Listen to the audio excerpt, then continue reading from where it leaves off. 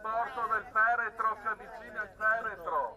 La Repubblica incoraggia e tutela il risparmio in tutte le sue forme. Inizia così l'articolo 47 della Costituzione italiana ed è per questo che sulla cassa da morto portata a spalla fino in Piazza d'Armi è riportata proprio quella norma.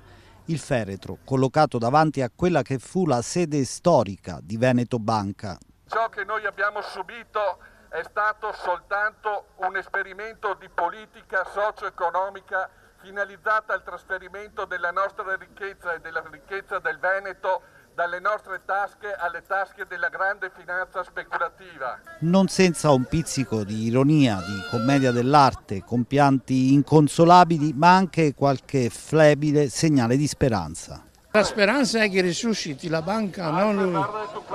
Capito? Se la banca ci pensa su, che il territorio deve dar fiducia, ci dà i soldi, poi noi ci usiamo ancora la banca. La speranza è l'ultima a morire, però con questo sistema che abbiamo qua in Italia la vedo scura, non so.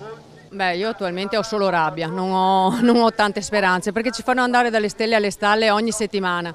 C'è un ministro che dice una cosa, poi arriva l'altro, fa la replica e quindi noi continuiamo ad andare in altalena. Un'ottantina di persone a Montebelluna partecipa all'iniziativa promossa dal coordinamento Don Torta e dall'associazione Noi che credevamo nella Popolare di Vicenza.